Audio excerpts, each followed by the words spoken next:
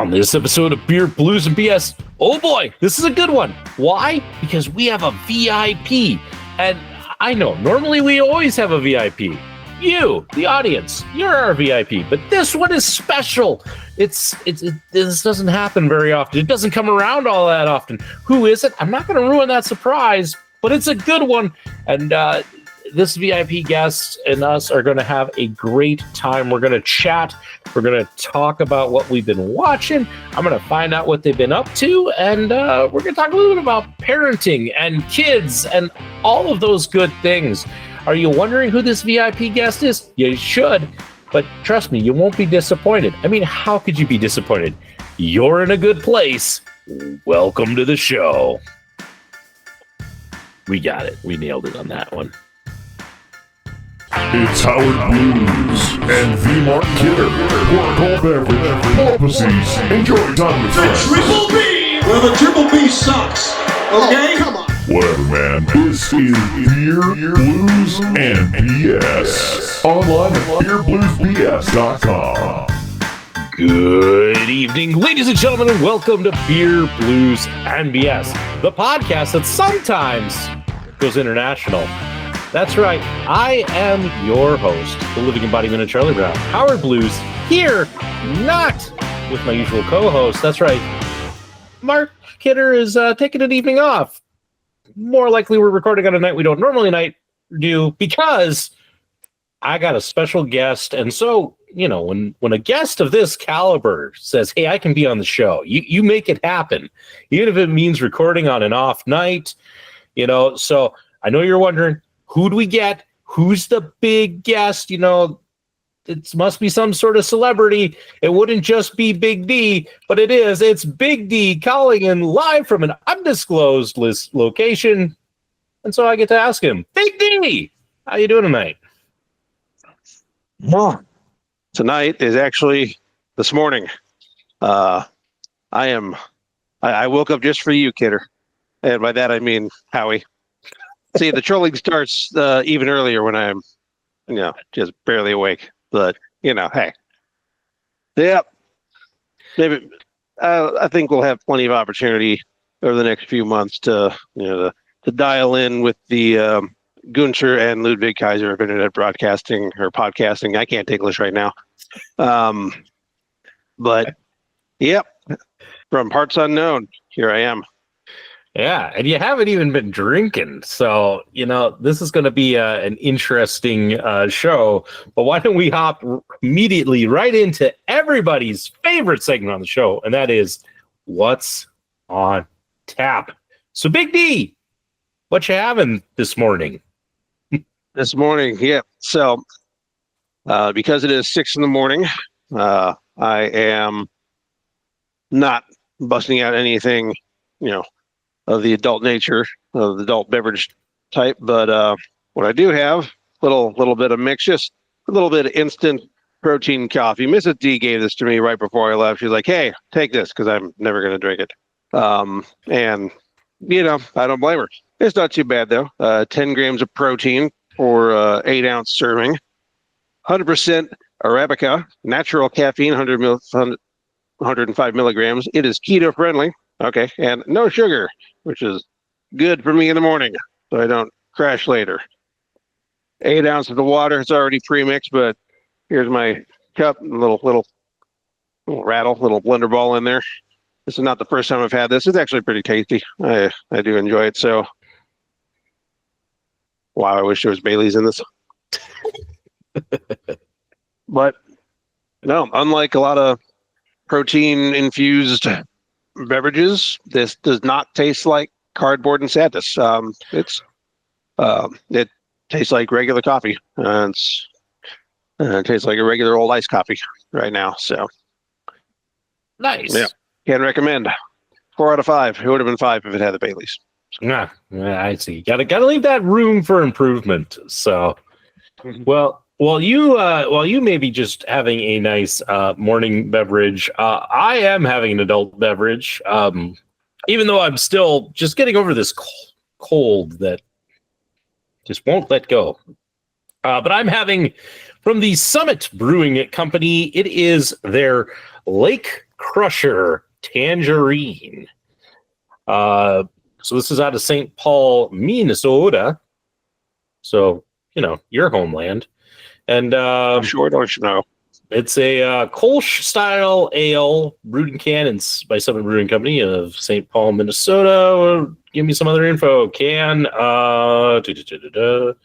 Perfect for lake country. Are you not going to give me an APV? That's dangerous, man. Who knows what I'm drinking? So, yeah, no APV on this. So, that I think you can reasonably assume 5%. I mean, that seems about right. Especially if it's something like a Crusher. I'm guessing this is something meant more for take to the lake, drink 20, that kind of thing. But also, like, I'm Minnesota, you have to narrow that down. Yeah.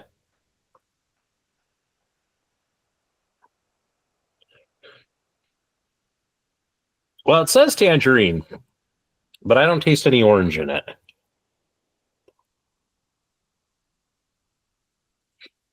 Huh.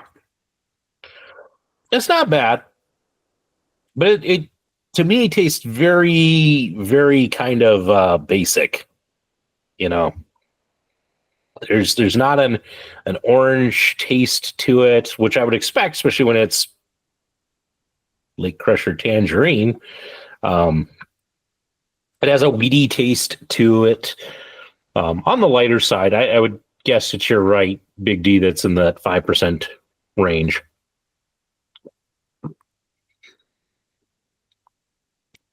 A little bit on the hoppy side. I'll probably give this about a 2.8. It's all right. Nothing special. Which is good, because my round 2 is something more special. So I'll stick with this for now. So, Big D, it has been a while. The last time that we talked to you, you were stateside, making your transition from Korea over to Germany.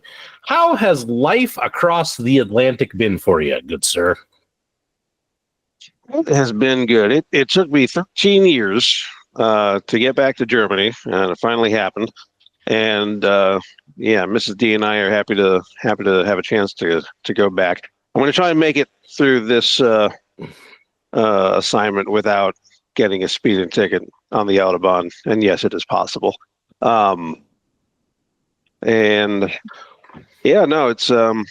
going all right. We settled into a house pretty quick. It's got a guest bedroom. So again, I reissue the open invite. I think I made last time, one of the last times I was on the show in North Dakota, because I was poking around old episodes last night. Like, we keep a spare bedroom, so you and Lefty get the itch, or Kidder and the missus get the itch, or anybody. We got a spare bedroom. We actually got a couch recently. It opens up into another bed, so we technically have 2 spare bedrooms. One is in the living room, where you may get accosted by 2 dogs. So yeah, open invite, but it's been good. It's been busy. Mrs. D is teaching at one of the elementary schools on one of the bases out there, because there are like a whole bunch in that little bit of space there. Little D is at the same elementary school. He's doing pretty well. That's a little bit different than the all-Korean environment that he was in. Most notably, he can, he can understand the teachers. The teacher can understand him, and that's not to imply there was no understanding. But I mean, a 5-year-old at the time in an all-Korean environment, he had a good time there. But it wasn't a primary English instruction, but they were all lovely. But I digress, because we're talking about Germany now. We have,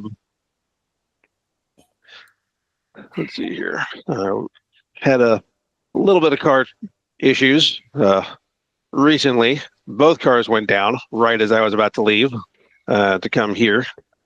So Mrs. D is still dealing with that now, and it's been a couple of weeks.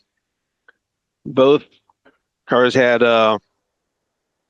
one, the head gasket went put, right? Which caused the radiator, as I understand it, to cause the radiator to explode. Kind of a problem. Yeah. So we had the engine rebuilt on that. Why would you spend that much money to do that? Because it's still cheaper than getting a used car over there, because the market's pretty inflated. The other car had a water pump had to be replaced, and then one of the parts that is normally replaced in tandem was not replaced in tandem, so that's causing other issues that have to be replaced. So fortunately, the shop was like, "That's on us. You pay for the part, not for the labor, because the part was going to be paid for anyway." Okay, cool. But yeah, Mrs. D is supposed to go to Austria, and we have one car that's down and half a car working. Yeesh. That is some my level bad luck you're having. So I don't envy you in all of the car issues. So yeah, they suck, but you know, I would have to think that that's one of the hardest kind of things with the whole military life is the moving and having to find a new house, find a new car, or transportation, or hey, those things that you need that you have to leave behind with every deployment. So that I know that from talking to you, it sounds like it's pretty good that usually when you're coming in, somebody else is going out, so you can usually pick up some stuff. But I'd still bet that there's some challenges kind of with all of that. Oh yeah. And the moving part absolutely sucks. But once you're done with that, then that's a couple of months. Leaving one place and going to another. That's a couple of months where it kind of sucks. But I mean, once you find a place, get settled in, all your stuff gets brought in from the movers, and get into a groove, it settles down. The aggravations are acute and they are strong in those spans of time. But aside from that, would I say it's worth it? I'd say it's worth it. That's not for everybody, but it works for the D family. Yeah, I mean, I look at it this way. I mean, you have been around the world and in various different places, and that makes for at least an exciting life and an adventurous life. Unlike those of us who are still in North Dakota, it's. Hey, you left North Dakota. Don't knock yourself. I did. I came back. Yeah. Well, I do believe, that everybody should move away from home for a while at some point in their life. I think one of the worst things that you could do for yourself is go, I was born in this town. I went to school in this town. I'm going to have my family in this town. I'm never leaving. Because I think that's just such a closed-minded. I think it's okay to come back to a place. But I think when you go out, you get to experience a different part of the world, even just a different part of the country, and see kind of what makes that part of the country work, and meet different people and learn even different cultural elements that you're not used to in your own little town. And so to me, it's one of the best things that everybody should do. Everybody should move away from home for a while. And then again, you can always come back, but you should go out and try it and try doing something different. Yeah, that was one of the things I learned early on, is that I was learning the first time I came to Germany, and I was tooling around that part of Europe, France, Belgium, Luxembourg, learning about it, not even just learning about like, oh yeah, I'm going to go open a book. I'm going to just going out and seeing and experiencing the different ways of life, learning about that just by watching, and as a result, to learn more about myself in the process and where I grew up. Because you never think about it when you're growing up; you're just in it. Like made me reflect a lot on like how life was growing up in Minnesota. Things that we did. Why did we do them? Or I don't know. We just did. Well, okay, cool. Let's just reflected on things that I had never reflected on before. So it was kind of a two-way learning experience. Yeah, I mean, for me, Montana was that, and I know North Dakota, Montana, not a huge jump by any means, but it was very different to go from, a place like Bismarck that's, I'd say it's a pretty modern city. It's got all of the amenities you could want. It's all right, to going out to living in a small town that used to be a logging town that was now struggling with an identity crisis of what do we do? How do we keep our town alive? And just kind of that small town nature of it. It was an interesting experience, to say the least.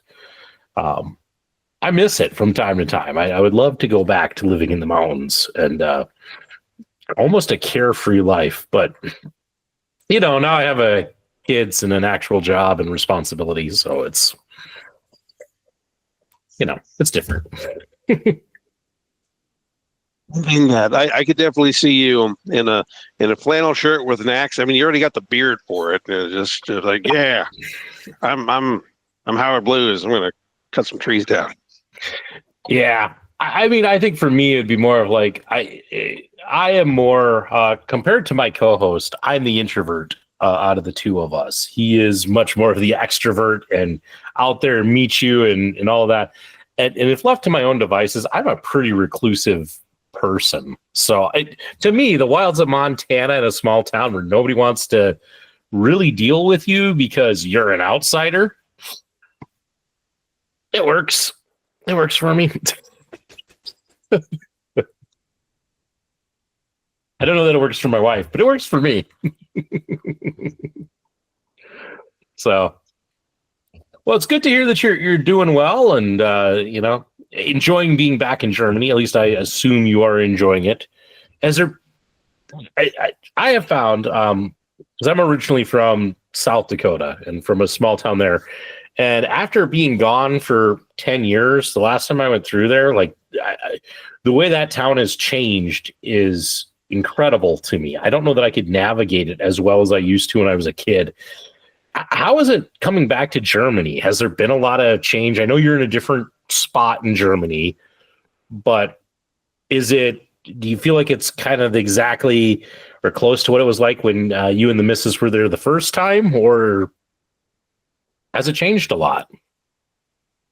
Just in terms of the people and the personalities at large, this is a sweeping statement. I understand that, but Germans, in our experience, are very direct, which can be, which some from the upper Midwest of the United States can see as off-putting, but that seems a little bit less kind of directness. But I suppose it depends on who you talk to. There really hasn't been a whole lot of difference that we've noted. But again, we're in a different spot from last time. We're only like an hour away from Spangdahlem, where I was before. Haven't made it up there yet. Last time I did was, let's see, it was about 8 years ago, actually. And from there, it was 6 years from the time I had taken off before. And in that span of time, things have changed so much. So now if we're going on 14 years from when I originally left, I can imagine it's probably even more different. Like I hardly recognize the base in that short span of time last time. There's always going to be some element to that. Maybe it's not really so pronounced here. At least not yet anyway. But anytime I drive through the Twin Cities, Indianapolis, a lot of the same. It's like, this is different, and I can't necessarily put my finger on why. Just a nagging feeling the entire time I'm in either one of those spots. Yeah. For me, the differences were noticeable when I go back to spearfish because I think like the last time I pulled into to spearfish, the building that used to be Walmart when I was a kid growing up is now like a rec center and water park. So try wrapping your mind. Like it's the same building. Like I don't believe that they tore it down. Like they just retrofitted it, got rid of some of the parking lot to put in like an outdoor pool and water slides and all this. I just drive by. I'm like, what the? That used to be Walmart. So things change. It's interesting how that happens. So I haven't been back there for a number of years, and it's on my list to take my kids. I know my son really wants to see where I grew up because he understands, like, oh, this is Bismarck. This is where mom grew up. Where did dad grow up? And so I want to take him there. I'd hope to do it this year, but, new other life things are going to probably put a halt on that for a while. So eventually we'll make that trip. So let's see. We've chatted about your travels and all that. Gosh. I think what else is up and new with Big D?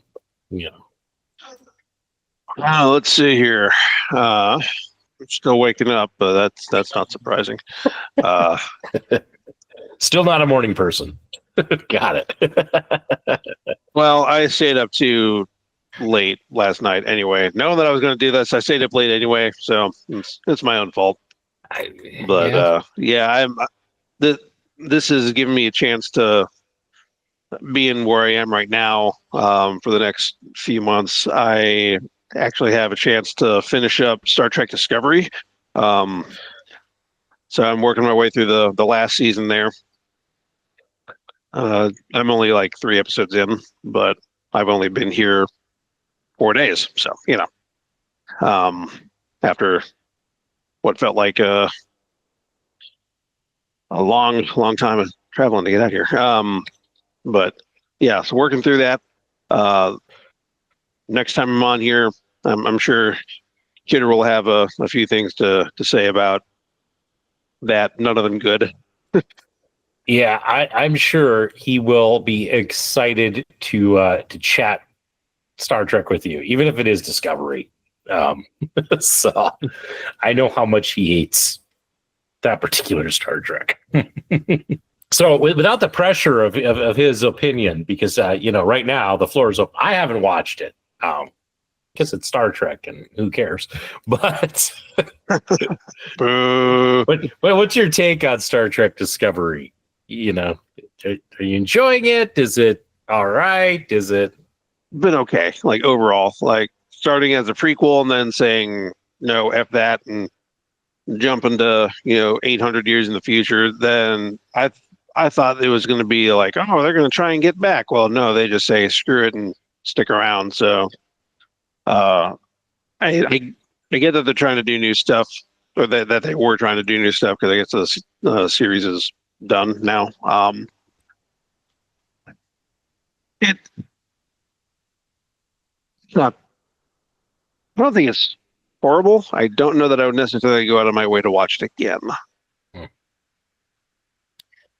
Yeah, I think my thing with Star Trek, and I just haven't had an interest, is because they haven't gone anywhere. It's like you're either in kind of the original series timeline, or you're in the Next Generation kind of time frame, and there's nothing else, right? They don't really ever say, we're going to go out here and show what's next for the Federation. We're not going to go, it's just, they're kind of like stuck in like, this is our time frame. Star Wars is in kind of the same boat, where it's all like around like the prequels and the Clone Wars and all of that, or it's around the original saga, and that's it. We're not doing anything else. And it's just like, guys, you can expand the timeline. You can do new stuff. It's okay. But yeah, I think this was Star Trek's attempt to try and do that, to get into a different timeline, but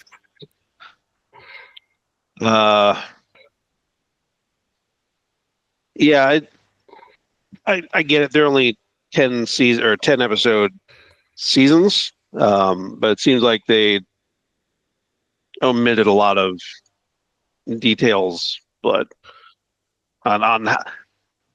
they try to jam too much history, and then try and jam too much going on, where it's basically Discovery Ex Machina to any problem. It's like, okay, well, they're doing what? Okay, so that just happened. All right, okay, so yeah, that's my take on a lot of them. Did you ever watch Enterprise? I did when the series was first broadcast. I think we were still in high school. I think it was like 11th grade or something like that. I watched the first. I think I watched the first half a dozen episodes, and then I just kind of got bored with it and never went back. I did watch the finale on YouTube just for the hell of it, and for the finale, I'm okay with. Just felt like they tried to shoehorn a lot in there, but they were also abruptly canceled, and they tried to give some closure. It kind of made sense the way they did it. There were worse ways to do it, but ultimately never went back to the series. Yeah, I had to ask, because one of my best Star Trek trolling moments with Kidder involves Enterprise. He was watching it in our dorm room, and I don't know, like I didn't really watch it, but every now and then he'd have it on, and he kind of would tune in a little bit. And I remember that they were talking, and I forget what the species was that had developed a giant super weapon that could destroy a planet. And then when they finally showed it, it was a giant like sphere thing. And I just remember turning and go, a giant sphere that destroys a planet. Yep, this sci-fi series is so original. Oh, I bet that put a stick up his butt. Yeah. Well, look, hey, they're ripping off Star Wars. I mean, I've immediately followed that up with, and wrestling's fake.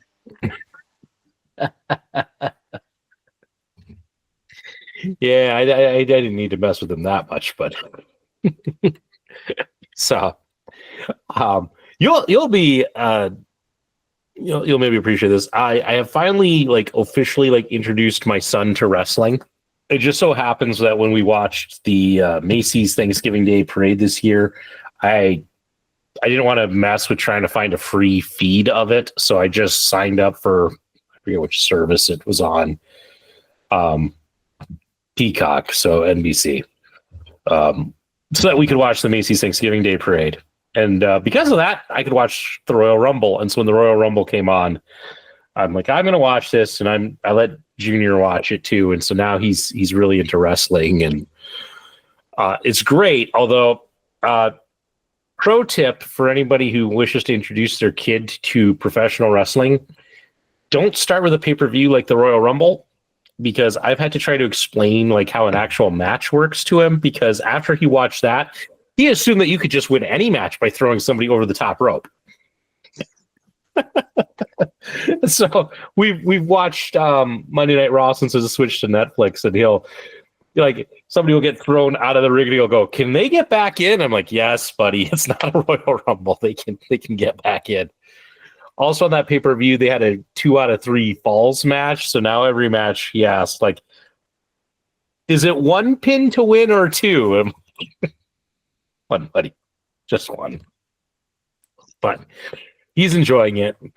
Of course, his favorite thing as a 5-year-old is to, like, he'll go, "Oh, I know who wins this match," and then he won't tell you, and he'll wait till the end.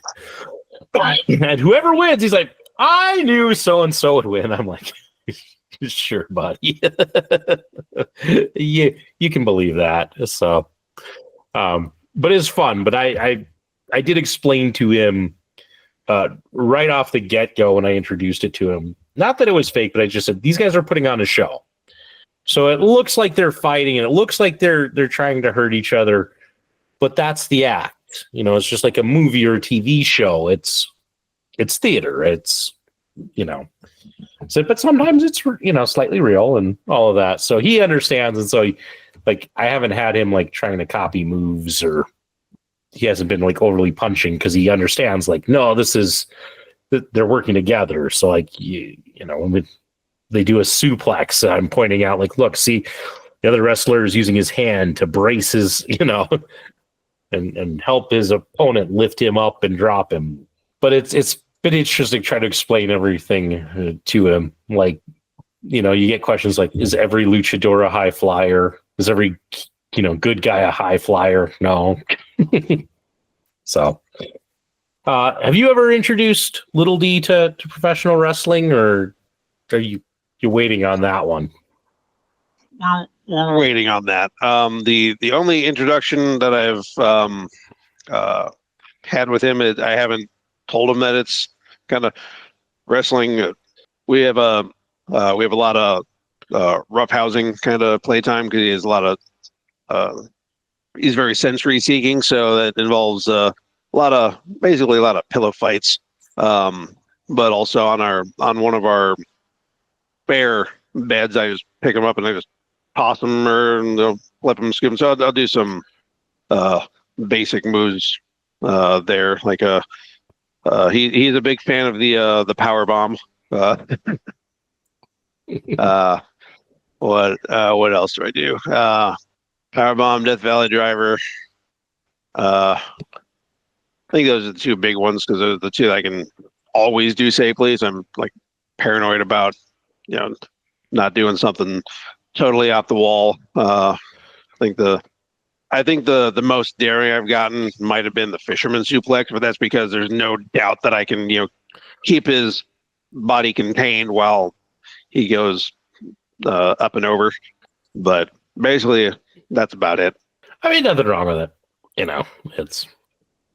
I'm sure he will discover it on his own at some point. Yeah.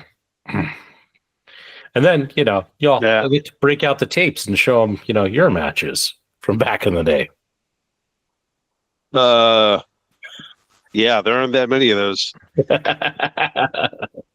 And they don't make VHS players anymore, so I don't think that we have the technology to play them. And that's okay. Yeah. It's amazing how when that technology is gone, it's gone. The archives for North Dakota, they hold on to all of that old tech. So they actually have a working VCR, and it's because they get people who donate VHS tapes, and so they have to be able to kind of one, save them, two, be able to view them, but also pull that data off of them. So it's kind of interesting.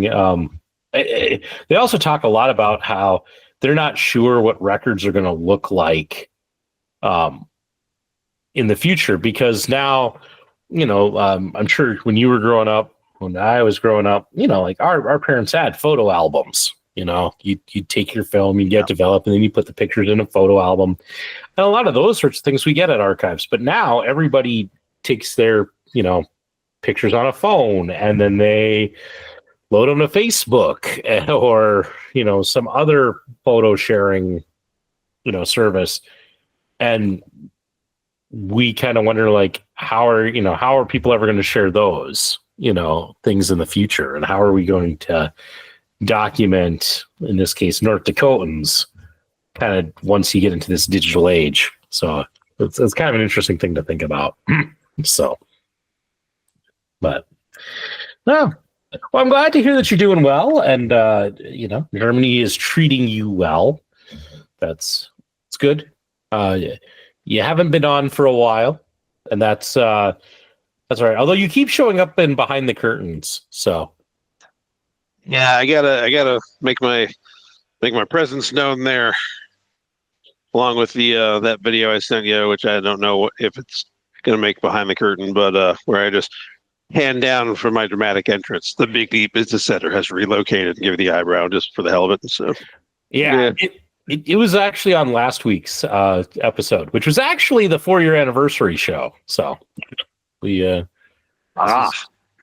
we just crossed the 4-year mark. So yeah, you missed it by 1 week. That's okay. So, yeah. You know, it's yeah, we've had you in on that, and I have checked. Local Geek does add your drinks to the spreadsheet, so he's keeping your count up there, even though you've been surpassed by quite a few people. Oh yeah, no doubt. Yeah, my exciting bottle of water from last week. Hey, as we always say on this show, it doesn't matter what you drink, just as long as you have a drink. So,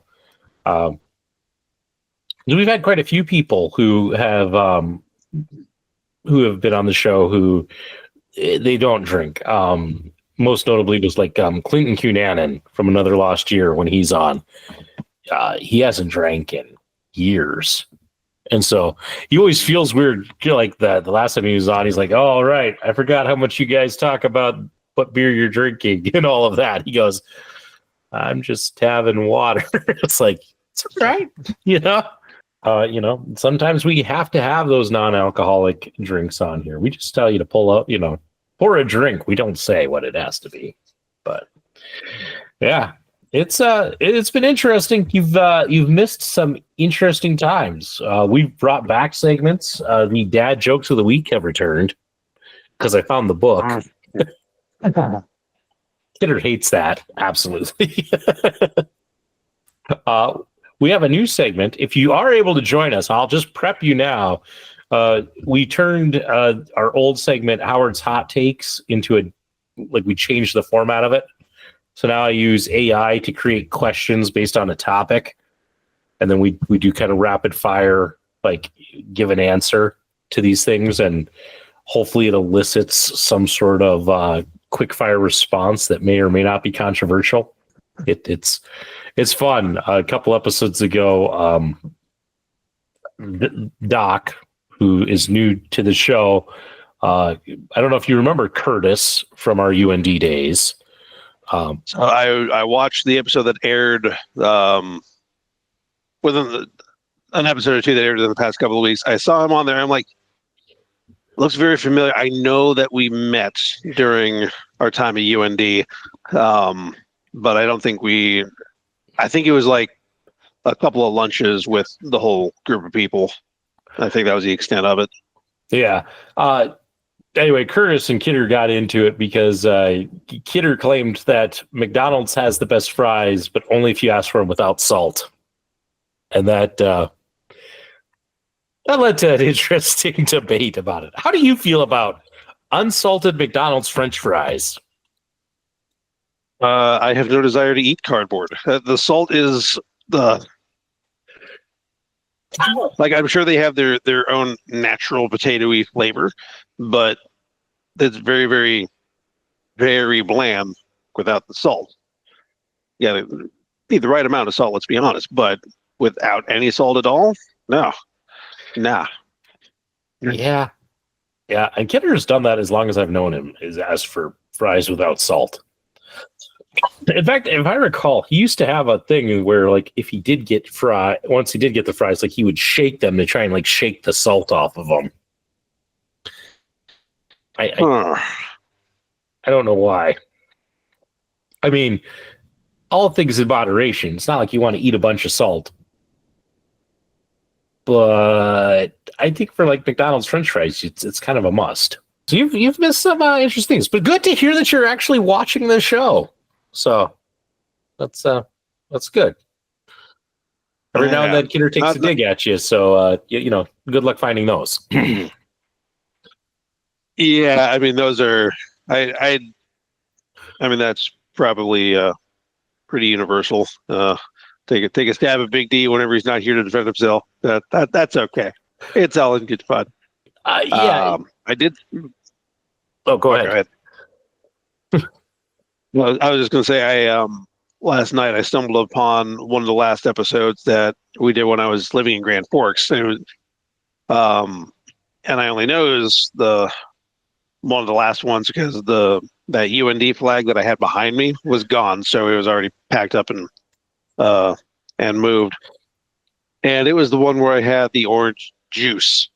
And I'm like, and I followed up with the tropical fruit punch, voodoo ranger, and whatnot. And I just remember thinking those were not wise decisions that night. Yeah, my reaction to the fruit punch voodoo ranger was I about made Kidder fall out of his chair because I was like doing one of these things. Like, I'm tasting chocolate. I shouldn't taste chocolate.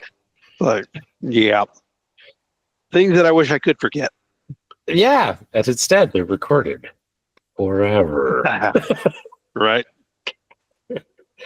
Yeah, that's okay. I have had my moments on the show.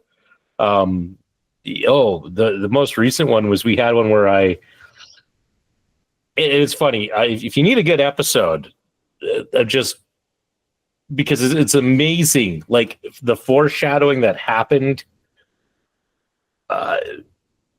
Like we gave the ending away, and we didn't know what the ending was going to be, but like we gave everything away. It's an episode called that we foretold the ending. We were talking about knives and hobbying and how super glue was created in World War II as a kind of an in the field band-aid and all of that. And at the very end, I was working on a miniature while we were talking, and it slipped, and I literally cut a very good cut through my finger in it. And but it's interesting because I think there's like 8 or 9 different references to that possibly happening before it happened. It's amazing bit of like, we foretold what will happen, you know. I think when I did the editing, I kept popping up like every time we said something like foreshadowing. So Which one was that? I'm trying to find it right now. I see a thumbnail of Kidder doing a chicken wing thing. I don't know. Bottom bin booze. Oh, that one's about really cheap beer. Candy chaos and chaos. Okay. That one might have been an AI generated title. I apologize, but you know, sometimes I get a little lazy in the whole naming thing. Although my wife did approve of the episode that came out this week as we're recording, which was drinking cheap beer so we can buy more Legos. That was a good one. Let's see. We foretold the ending. It is phone not going to give me the answer. Suck. Episode 191. 91. 191. And it's a good one because, as I said, we foretell exactly what's going to happen, not knowing. Like it's a complete surprise. And then you can check out the episode right after at 192 because, again, we're recording 2 episodes a night. And so there's a bit of chaos at the end of 191, and then I come back and explain the entire terrible fiasco because there was stuff that happened on my end that they didn't see as they tried to continue the show. It was fun. There was, it kind of like the time you fell out of the chair, but we didn't see it. Yeah, there's been a couple of those incidents and such throughout the history. So those ones are good. And hey, you were in a recent thumbnail since we talk about sneaking things in. So I don't know. I think I saw that. I don't remember the episode number, but I saw something about that. I'm like, you son of a. Yeah, well, it's the episode JS versus the Ghost of Jimi Hendrix, and it like. Because it's a running thing throughout that entire episode, and I'm like, well, I want to do a fighting game character select screen, and so that's what I did. And then at the bottom, I populated it with everybody who was on the show, and I had an extra box, so I threw you in there with the ice cream sandwich. Hey, I got to stick to the classics.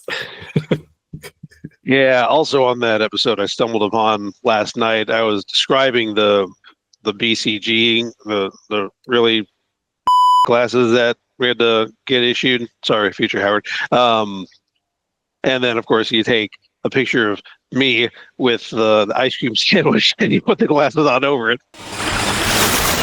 BCG's birth control glasses.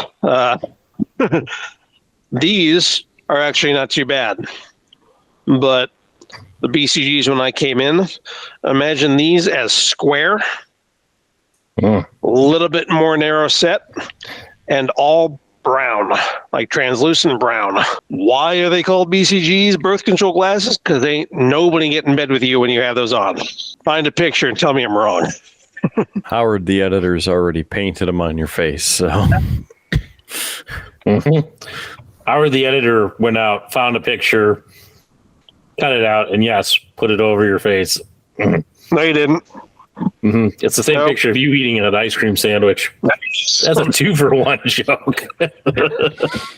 We don't even have to take a screen grab of your face right now, with or without your hands. I forgot about that. Well played, you magnificent bastard. That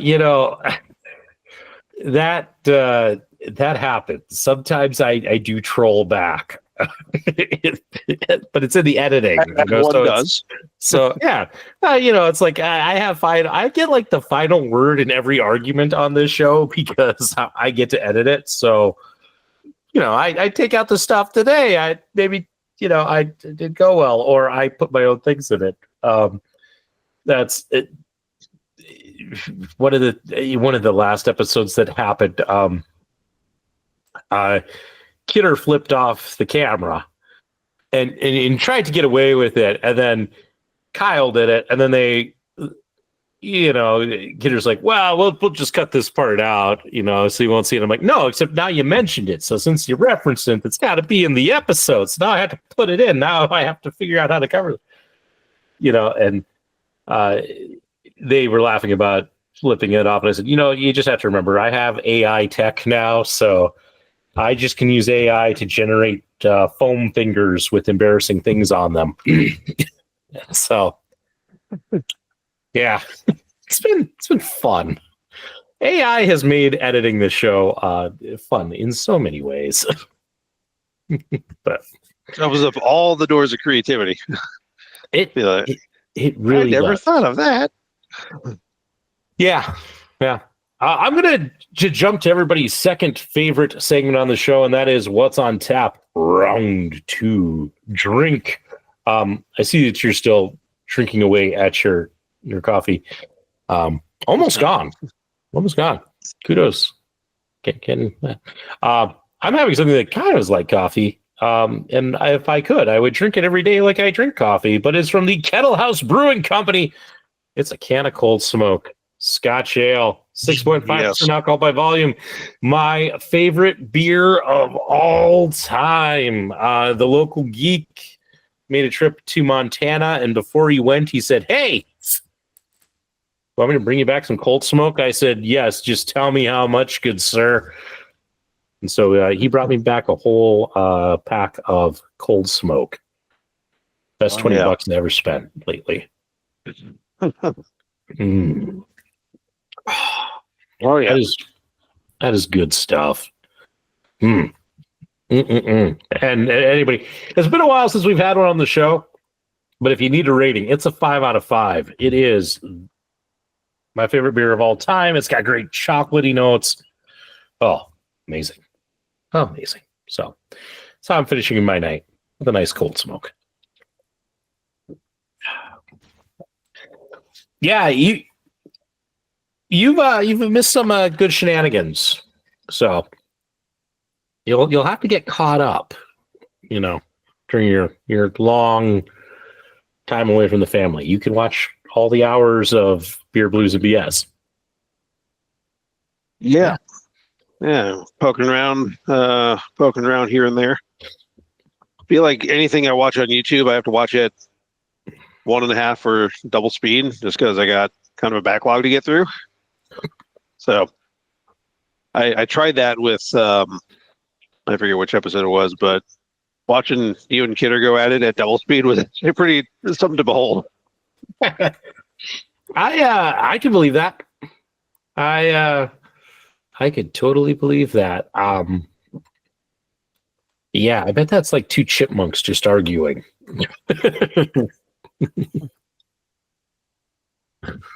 And so the frequency of the voice doesn't go up, but just the speed does. So it's your regular voice, his regular voice, just very, very energetic, like you've had a whole bag of this. Which that could be needed on some shows because as much as we try to bring like the energy to it, every now and then we hit one where it's just like everybody's tired, everybody is having a terrible week, and as much as we try, you just like the energy isn't there. It happens on occasion. It's hard to do 200 and this is episode 208. 208 shows. We've only ever missed 1 week in the history of this. So for 208 weeks, we have put out a show every week. That's a lot. It's a lot to keep up. So, we're doing pretty well. And, I think by now we're getting close to a point where Keter is caught up to missing as many episodes as I have, but that's all going to go out the window here end of April. So he'll get to do some solo hosting for a bit. So I don't know. Did you hear that news, Big D? I can't remember. Probably not. I couldn't remember when exactly you were last on, so I don't know if you have heard this, but coming up here at the end of April, Lefty and I are expecting our third child to be born. I did hear about that, yes.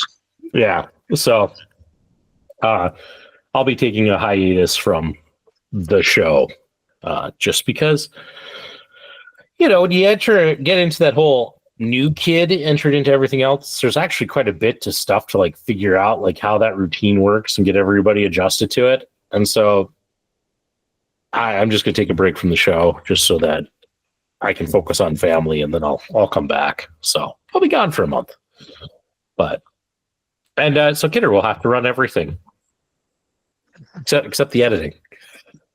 That'll still be me. So the trolling will continue even if you're in absentia. The last time when Little Miss was born and I was gone, I got fired from the show. So I was editing the show, and there was a whole bit about how Local Geek was getting us played somewhere, and so Kidder's like, we will have Local Geek on every episode from here on out. Sorry, future Howard. And so in the editing, I cut to it of me editing and going to that part. I'm like, well, damn. And I got up, put the headphones down, turned off the lights, walked out, closed the lower third, changed from, future Howard, editor of the Triple B to like, future Howard, former editor of the Triple B. And we had some fun with it. All right. I mean, as far as just brewing a beer that was named for Beer Blues BS or whatever, I could do that. But to commercially sell it, that gets spendy. You have enough friends at a local establishment, right? You think we could just work with them on it? I think they watch the show, so I mean, maybe. Or at least the episodes that I'm on. I don't know if they watch the rest of them, but... So, Local Geek is going to be on every episode from here on out of Triple B. Sorry, Howard, I think you've been replaced. Well, damn. It was a good run while it lasted.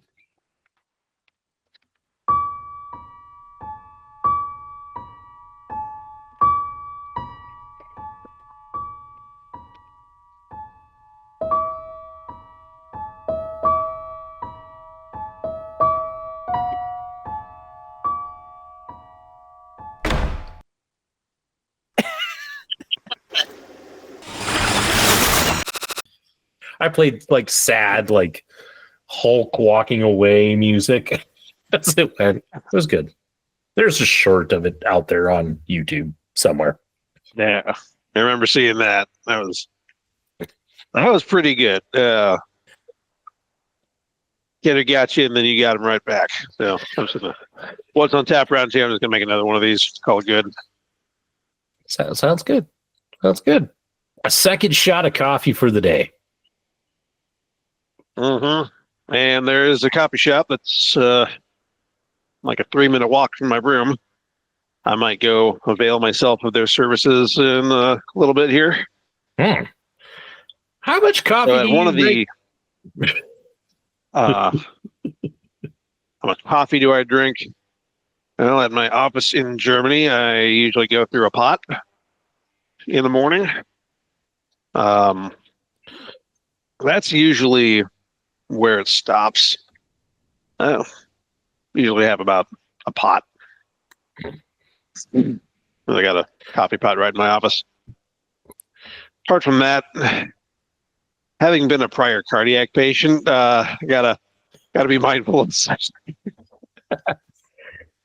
Yeah. At the at one of the transit locations to get to where I am right now, I can tell you that at least. I went through our base in Qatar, and at that base in Qatar, there's a 24-hour coffee shop, and I was stuck there for 4 days, and I saw that on day one. Like, I should not have seen that. But no, I did not make a 2 a.m. coffee run. Thought about it, but no.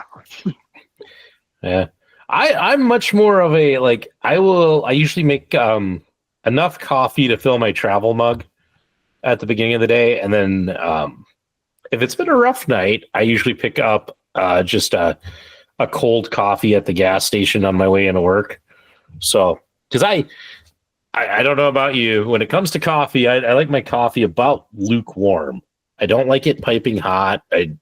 Cold can be okay sometimes, but I don't like it that like burn your tongue hot. So I fill my travel mug and usually will then get like a cold coffee for the morning. And then about the time I'm done with that, it's like, okay, now I can switch to the travel mug. So, but that's it. That's my coffee for the day. I try to limit it just because I like sleep too much. So, what? Yeah. And then there's Kidder. Kidder doesn't drink coffee at all. So he lives on. He needs to get his life together. Kidder, you need to get your life together. Drink coffee. Damn it. Yeah. Don't tell me I'm wrong, because I'm never wrong. Even when I'm wrong, I'm right. Always. And stuff. Oh, look, coffee. Yeah. I think he drinks 2 or 3 Monsters Energy is how he gets through. So, Lord.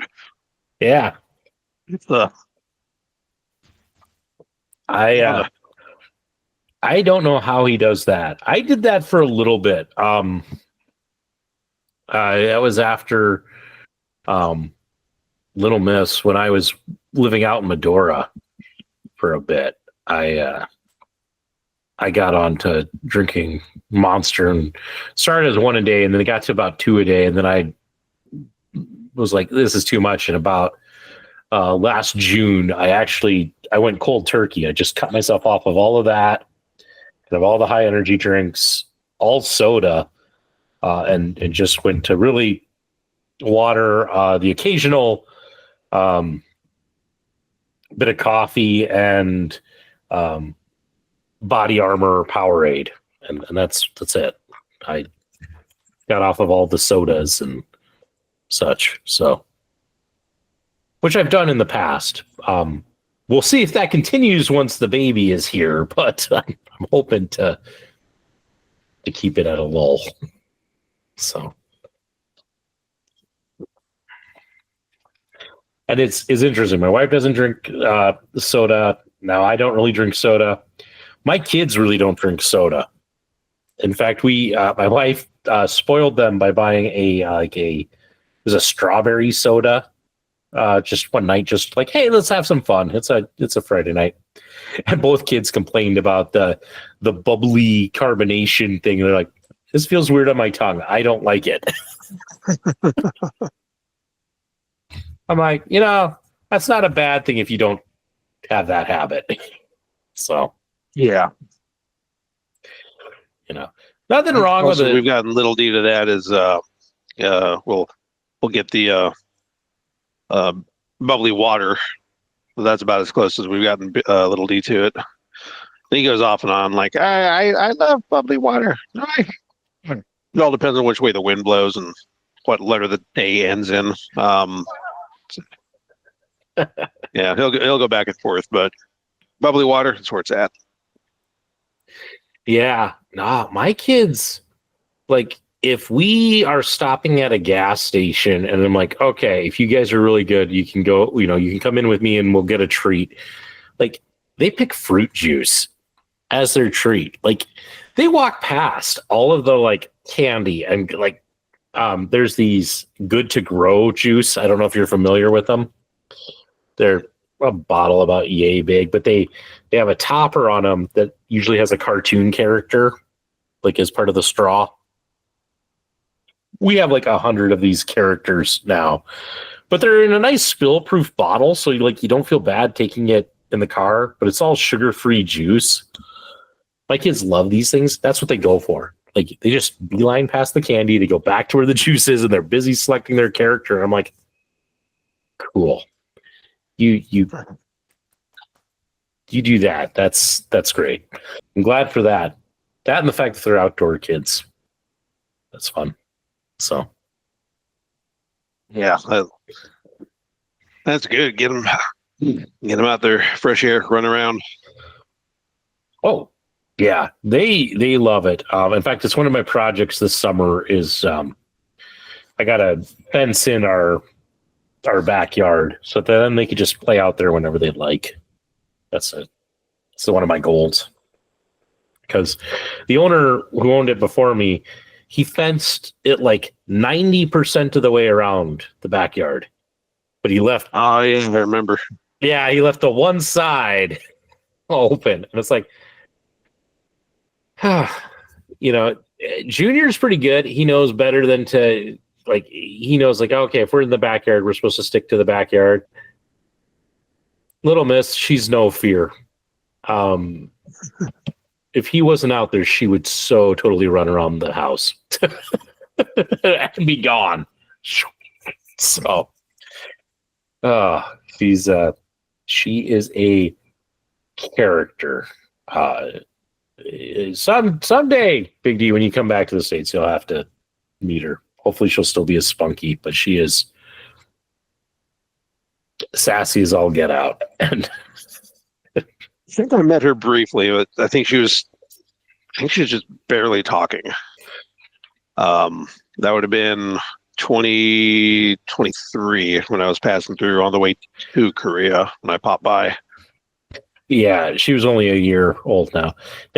Now she doesn't have an off button. She just talks and talks and talks and talks and talks and talks and talks and talks and talks and talks and talks. She's not okay with silence. One iota. Always a party, huh? Yeah, she is. Yeah. And it is one of those things, like, she talks so much you start to ignore her because it's like, okay, this is just inane chatter. And then she'll ask you for something, and then she'll ask again and again and again. And finally she's tapping you like, I want milk. Like, oh, sorry. I tuned you out because for the last 10 minutes, you've just been singing the Itsy Bitsy Spider. My bad. So, but yeah, she's funny. If we're still working on potty training. We're like this close with her to being done. But if you tell her like, hey, you need to go to potty, and if you start to kind of follow her towards the bathroom, she will turn it to you. She'll put up her hand. She goes, no, I want privacy. Which is great. Yeah. You can't do it back to her. If you go, okay, I'm going to go up and go to the bathroom. You kids just stay down here and play. Next thing you hear is just like, you don't need to come with me. Yeah, you're in the middle of taking care of business and the door opens. What you doing? Like, back off. Usually, if I can, I lock the door. I'm just like, nope. I'm getting 2 minutes of quiet from you guys. Leave me alone. So they're not bad. I mean, overall, it's amazing to me, as a parent, and I'm sure you've had this too, that there are those like frustration moments where you're just like, this kid will never behave. And then you take him out in public and you see somebody else's kids and how they behave. And you're just like, you guys are actually pretty good. Thank you for behaving well. Yeah, little D, we let him feel all his feelings. And there are some times where he's just done. And if the air moves, it pisses him off. And we're just trying to get him home because he's a little. Usually, it's in a moment where he's overwhelmed. We just try and finish what we're doing, and then get him home so we can kind of help him get some semblance of calm. But he feels all the feelings with me and Mrs. D, and he lets us know what he's feeling. He will let us know when he's mad. At school, though, it's completely different. He's usually pretty calm and reserved, and we hear that from his teachers, and we're like, "What?" I mean, we're happy to hear it. So he's saving his terrorizing for us, and not subjecting the rest of the world to it. But it's interesting to see that, not split personality, duality, the dichotomy. There we go. Yep. Yeah, it's fascinating, the whole having kids and watching them, and just the shaping of their personalities is just, it's incredible. It's incredible to watch. It surprises you because you try to think back to like when you're a kid and you don't remember, at least if you're me, you don't remember kind of all of these dynamic things. And yet you watch your kid go through it and you're just like, wow, okay. This is, I never thought about this before. Huh, okay. Yeah, little D is heavily influenced by Gollum, even though he's never seen Lord of the Rings. He's never seen The Hobbit. And I know that because I got it from the library, and Mrs. T was like, "What did you just get?" Because apparently he's not ready for The Hobbit. Okay, fair enough. But we do have it on Audible. He's seen pictures of Gollum.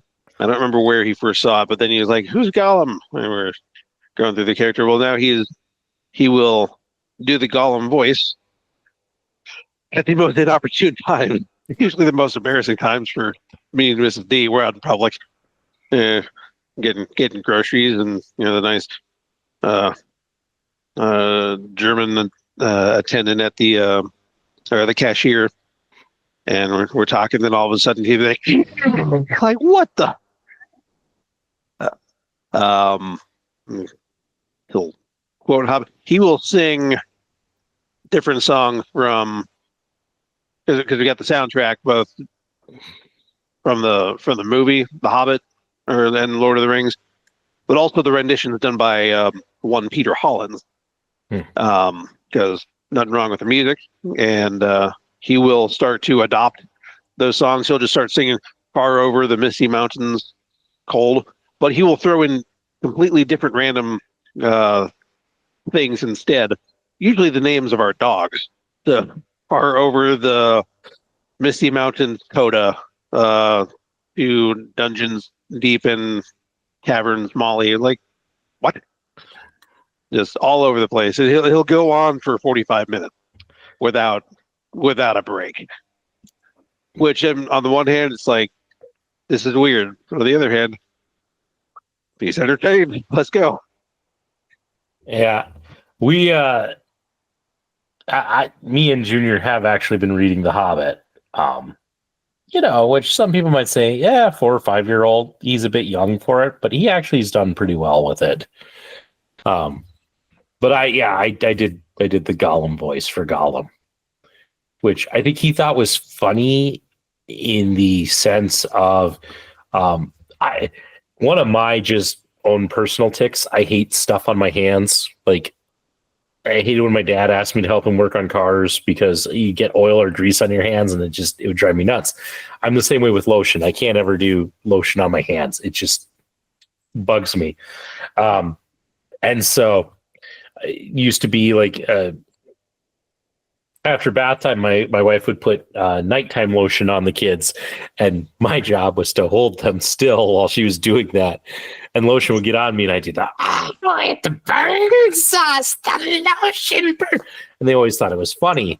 So then to break that out, when I'm reading Gollum and Riddles in the Dark, he's just like, oh, I get where this voice comes from. So.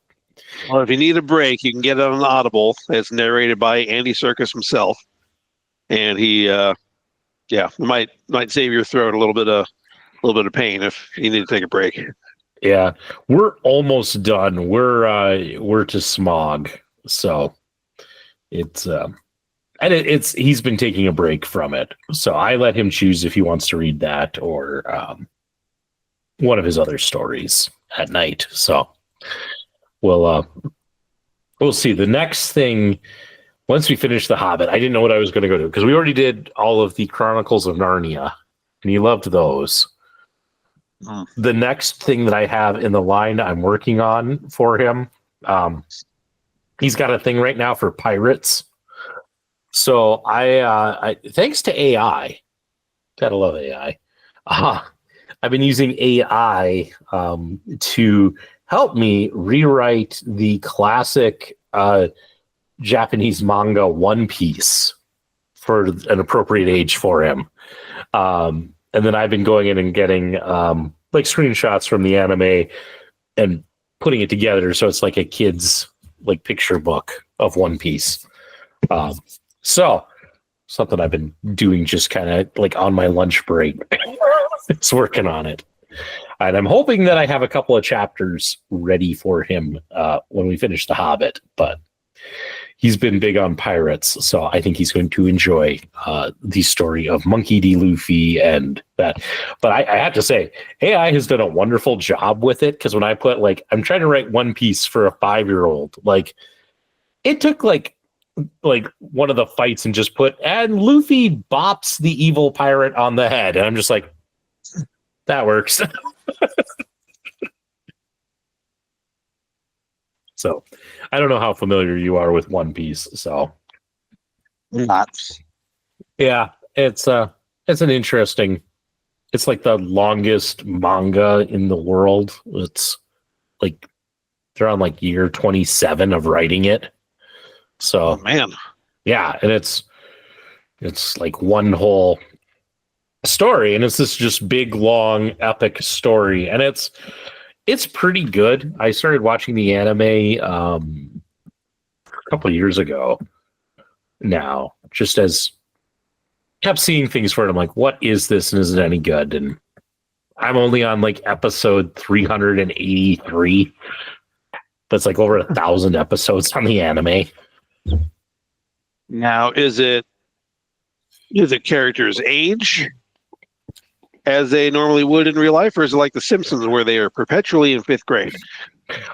They do age because there's a spot, and I'm almost to it, where they time skip and they go 2 years into the future, and they redesigned all of the characters to show growth and change over that time, that 2 years of the time skip. But it's a fairly close series of events.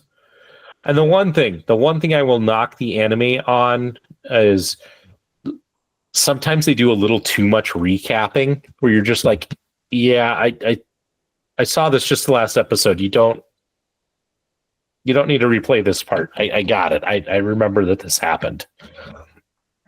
That's the only real big downside to it, is sometimes you're just like, got it.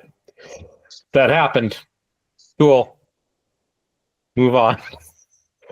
So, no, the characters will age, and the story moves along actually pretty well, and it's interesting. I know enough about it to know like what's ahead of me and what I'm kind of working towards. But it's kind of cool to see where the author actually foreshadowed stuff like way back. Like he'll drop a name just in a random episode, or all of it. He'll drop a name, and I'm like, because like in the one I just got through, I'm in the 380s, but they dropped the name Kaido, and I'm like, well, he's kind of the big villain that they just got done fighting in like episode like 1000 and some. I'm like, okay. The idea that he thought of that name and as a character way back then, it's like, that's pretty impressive. But it's kind of fun. Netflix did a live action version of it that's pretty good and pretty short. So hey, while you're in your undisclosed location, if you are striving for something, if you have access to Netflix, check that one out. I'd give it a recommend. So, yeah, it's I have access to Netflix, Prime. I'm gonna get the iPad that I brought with me to cooperate for Disney Plus. But yeah, once I'm done with Discovery, I'm gonna move on to. I'm basically gonna start over Strange New Worlds. I watch a couple episodes, I'll start over, and then from there, who knows? Looks like I'll have an anime. I got excited because I thought I was going to be able to watch Dragon Ball Z on one of the services and maybe get through it, because similar to your earlier comments, like there were spans of time that I remember watching when I was in high school where it took them about 12, 13 episodes to get through a single battle, because half the episode was recap, and the other half was them talking smack to each other. Like, I'm going to defeat you, or I cannot be defeated. I have power level 9,000. Like, come on, let's go for it. And then they throw 4 punches. And they're like, next time, my dragon was like, son of a. I hated the ones where it was just them like powering up and going, you're just like, okay. I watched a little bit of Dragon Ball, and I just like, you just kind of wanted the fights to happen. And it's just like, come on, get to it. But yeah, if you enjoy Dragon Ball, One Piece is pretty good. The basic, the very, very quick, like, get you into it is, it's a story where the Pirate King Gold D. Roger, before he's executed, tells everybody that he has hidden his greatest treasure, the One Piece, and whoever finds it will be the king of the pirates, and sparks the Great Pirate Age. And you get all these people trying to get basically to the end of the world to try and find the One Piece. And so you have that. At the same time, they have these things that are called devil fruits. And it's the idea that the sea devil, basically the sea rejected him, but all of his powers went out in these different little fruits. And if you eat one of them, you get one of his random powers. And the main character, Monkey D. Luffy, at a young age, eats one accidentally, and he becomes a rubber man. And so he can stretch. So think of like Mr. Fantastic kind of abilities. But the interesting thing is that, yeah, he grows up idolizing pirates, because in this world, not all the pirates are mean and bad. Some of them are just fun-loving, adventurous people who want freedom. So there's some very big undertones about following your dreams and freedom and standing up to bullies and protecting your friends. So some very good values in it. But yeah, he goes on a search for the One Piece, and he slowly builds up this crew of people of similar mind. And within the arcs, there's different fights, but the fights in One Piece are very narrative. So stuff happens. They don't just, and they sat, and did like the Dragon Ball Z, like a little bit of trash talk and nothing happens. It's like, no, stuff happens, and then they trash talk, and then it's up to the heroes to figure out, like, how do I get, past this ability, or what can I use? And it's a lot of fun. It works in a lot of other stories and fairy tales kind of into it as well. So like there's a character, Usopp, He's kind of known for lying. He's designed with a long nose, and he's kind of a take on Pinocchio. So, but it's interesting because he's this complete coward, but he loves to lie and bluff, So he's an interesting character because he has no powers, but he's an excellent sniper and an inventor. But he's scared to death of everybody, and yet he'll lie that he's the brave Captain Usopp who leads them army of 1,000 pirates. And as soon as things get bad, he's like, run away. So I highly recommend it. But yeah, if you want a quick taste, the live action is really good.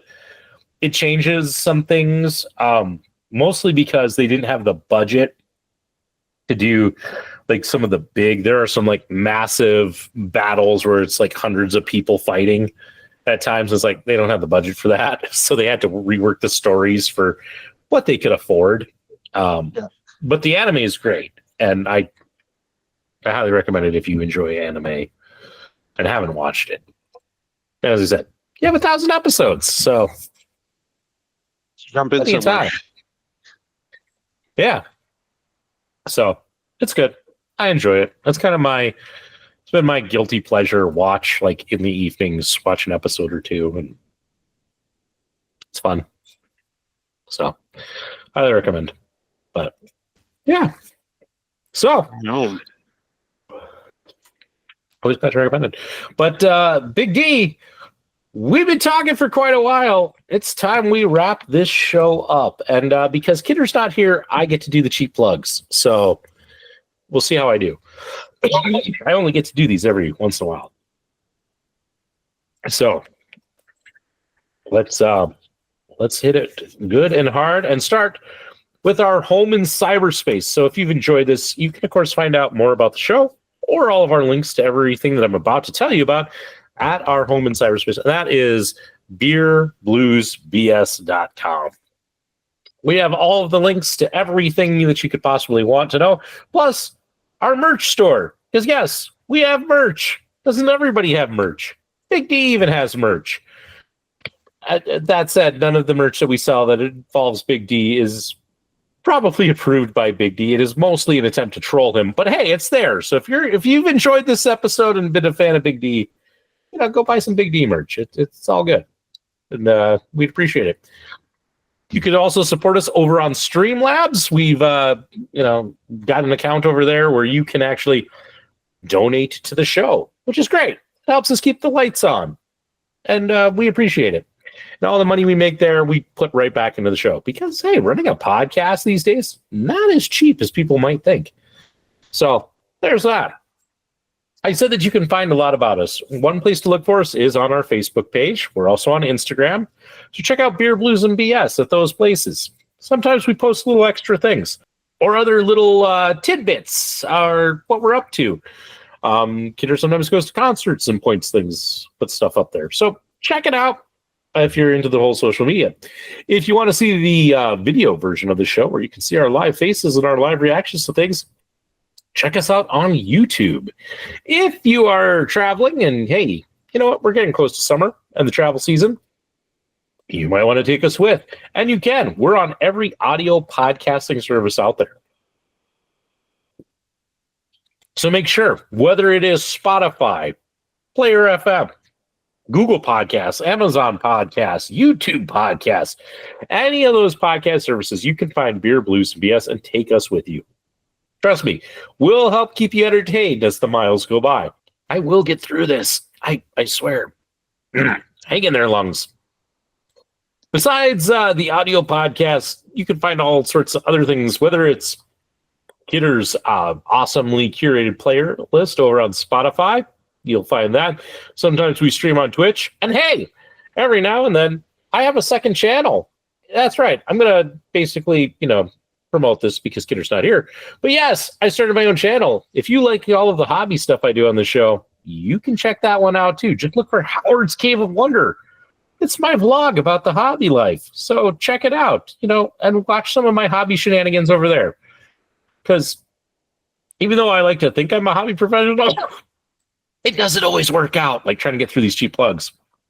So I think I've hit all of the major stuff. And before I hack up a lung, we should end this show, which brings me to final thoughts. So, Big D, any final thoughts? My final thoughts are going to be just a couple of other cheap plugs to throw in on the list. First of all, you too can donate and get Howard some cough syrup because he's about to die horribly. And then also, you too can support the agriculture, realm, the agriculture industry in America, and donate some cherries to Kidder because goodness knows he needs them. Your I can't get through the rest of it. Your generosity is would just be great, wonderful. It would be some of that old-fashioned generosity, just like Grandma had, right? Yeah, that's my final thought. That's an excellent final thought. Hey, we've just spoken a lot about stuff you've missed while you've been gone. I will add this, and you're the first to hear about this.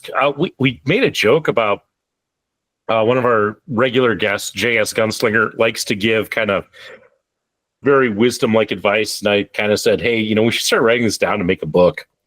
And I've actually started a Word document, and I'm capturing all of these really great final thoughts. So someday we can have the Triple B words of wisdom. So I will make sure to add from Big D, buy more cherries. That's to the merch store, self-publish, and throw it on there.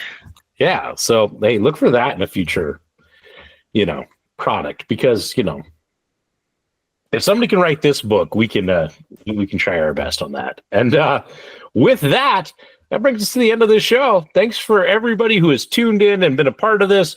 I'd like to remind you that there will be free beer tomorrow. Always keep your glass at least half full, and we'll catch you all down that Tuscan highway to that undisclosed location somewhere. Good night, everybody. You have been listening to a UA production of Beer, Blues, and BS. If you enjoyed the show, help others find out about it by rating the show or leaving a review at your podcast listening service of choice. Thanks for listening, and may your glass never be empty.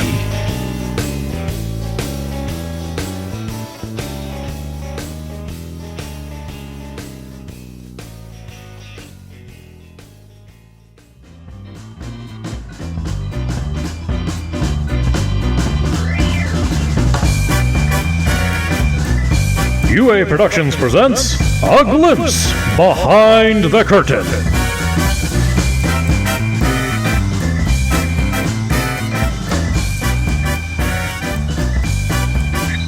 This guy. Shake it for about 30 seconds. I don't think I need to do that. I think it's all pretty well thoroughly mixed now. Well, it's been a while since you've been on the show, so some things have changed. I'm trying to remember if I was on the show when I got back to Germany or if it was before I even left Korea. If I recall, you did a couple before you left Korea, and then you did a couple stateside while you were in transit. That's right, because I remember I was keeping my voice down for my my aunt and uncle. I was staying at their place. Yeah, so myself shaving, damn it. Yeah, that's the danger. What are these days you'll figure out razor blades? Yeah, so it's been a while. Safety blade too. Oh wow, that's impressive. That's talent to cut yourself with a safety blade.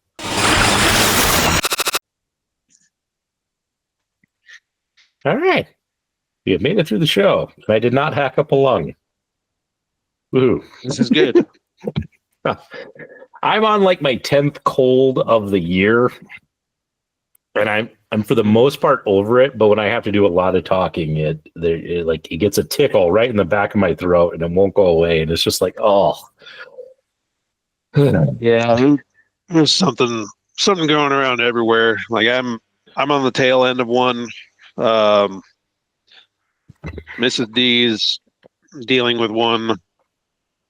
Little D doesn't have a cold, but he's getting over an ear and an eye infection, which actually perforated his eardrum. So that's kind of crappy.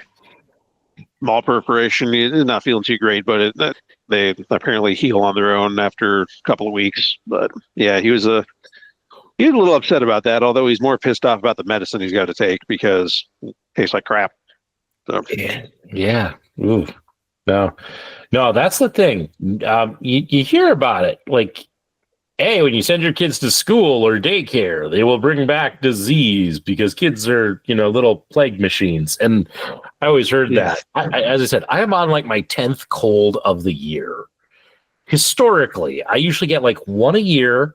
It's like, okay, it's a week of misery, but I get over it. And I'm just like, it has been 10 colds. So like 10 weeks out of this winter, I have been sick. I'm so over it. I'm so ready for school to be over. And I feel bad because, you want your kids to do things, but like my kid keeps, one of my kids, like any indoor playground or like the McDonald's play place, they're like, when can we go to that? I'm like, no, not during cold and flu season. I have had enough. I just want to be healthy for a weekend, damn it.